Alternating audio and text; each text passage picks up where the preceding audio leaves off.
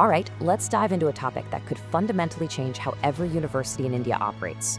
We're talking about the proposed Viksit Part Shiksha Adhisthan Bill, or VBSA for short. Now, this is a massive reform, but it's also kicking up a serious debate. Are we heading towards more central control, or are we protecting the autonomy of our educational institutions? And that brings us to the heart of the matter, a question that's classic for anyone studying governance. At the end of the day, how should India govern its universities? Should it be a top-down, centralized command coming straight from Delhi? Or should it be more of a federal partnership, working hand-in-hand with the states? The answer to this is going to define the future of higher education, and that's the tension we're going to explore today. So here's how we'll break it down. First, we'll get a clear picture of what the VBSA bill actually is. Then, we'll dig into the big concerns around the Constitution and university autonomy. After that, we'll see how it challenges our federal structure, take a close look at the new councils it wants to create, and finally, we'll explore a very different alternative way forward. Okay, so first things first, what is this VBSA bill? Well, you can think of it as the legal engine designed to bring the national education policy of 2020 to life. It's important to remember this isn't law yet. It's actually being reviewed by a joint parliamentary committee as we speak, which makes this conversation incredibly timely. The core mission of the bill is pretty straightforward. It wants to create a more streamlined way to govern all our higher education institutions, or HEIs. And how's it going to do that? By setting up these powerful new national councils that would basically run the whole show, setting standards, handling accreditation, and regulating every single university in the country from a single central point. Now, as you can imagine, that idea of centralization leads us straight to the first major point of criticism. Many are arguing that this bill is a form of constitutional overreach and a direct threat to the freedom our universities have. Let's unpack what that really means. The whole constitutional argument really boils down to this: Entry 66 of the Union List. Now, the Constitution does give Parliament some power here, but, and this is the key word, it's a limited power. It's specifically for the coordination and determination of standards. Critics say the VBSA bill goes way beyond just coordinating and instead grabs broad, discretionary control over everything, which they argue was never the original intent. This slide right here shows you a perfect example of that shift in power. Look at the difference. Under the current UGC Act, if there's going to be an inspection, the university has to be consulted first. It's a partnership. The VBSA bill, it scraps that requirement.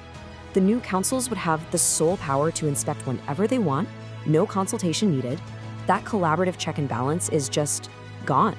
And this all feeds into a bigger worry about bureaucratic overreach. The fear is that we're moving critical academic decisions out of the hands of academics and universities and putting them into the hands of these union-controlled councils.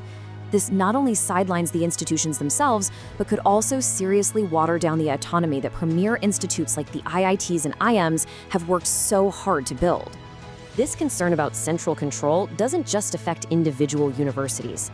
It connects to a much larger constitutional issue: the challenge this bill poses to India's federal structure and the role of our state governments. To really get this, we have to remember that education is on the concurrent list of the Constitution. So what does that actually mean? It means it's supposed to be a team effort. It's a shared responsibility where both the union and the states have a say. That's the very foundation of the federalism argument here. And this quote from Dinesh Abril, the author of the source material, just hits the nail on the head. The core idea is that a higher education system as massive and diverse as India's just can't be managed effectively with a top-down, command and control approach. And here's where the tension really becomes clear. Think about it. State governments are the ones who primarily fund and build their university systems. But under this bill, they would have a very small say in setting the rules for the very institutions they are paying for. You can see the imbalance right there between who invests the money and who gets to call the shots. Okay, so let's get into the nitty-gritty and really examine the machinery of this proposed new system. The source gives a really sharp critique of the three new councils that sit at the very heart of the VBSA bill. This table does a great job of laying out the concerns. First up, you have the Standards Council. The worry is that it would create a one-size-fits-all set of standards from Delhi that ignores regional diversity. You know, what works for a tech hub might not work for a state focused on agriculture. Next, the Accreditation Council. The critique here is that by outsourcing accreditation and focusing on metrics like patents, you lose sight of an institution's broader impact on society. And finally, the big one, the Regulatory Council. This body would have the power to approve and even shut down universities, possibly without the consent of the state government that funds it. That's a huge concentration of power.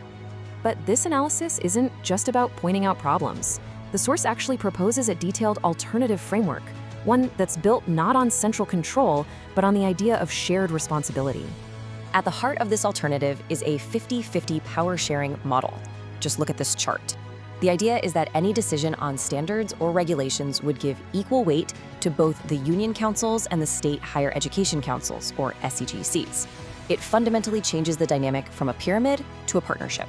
So you might be asking, how do you pay for all this? Well, the proposal includes creating a new body, a Higher Education Grants Council, or HEGC. Its main job would be to handle all the funds from the Ministry of Education. It would ensure steady funding for central universities, but, and this is absolutely crucial, it would also provide generous funding to state universities that need more support, helping to close regional gaps. The ultimate goal is to empower those state councils so they can be true equal partners. So really, the big idea behind this whole alternative framework is a complete philosophical shift. It's about moving away from that top-down command and control system and moving towards a model of shared responsibility, where you're actively building up the capacity of every state to improve its own education system. And that leaves us with this final, critical question to think about. As India aims to build a world-class education system, what's the right balance? Do we prioritize the perceived efficiency of a centralized system, or do we lean into the cooperative strength of a genuine federal partnership? The path we choose will shape our universities for generations to come. Thanks for tuning in to This Explainer.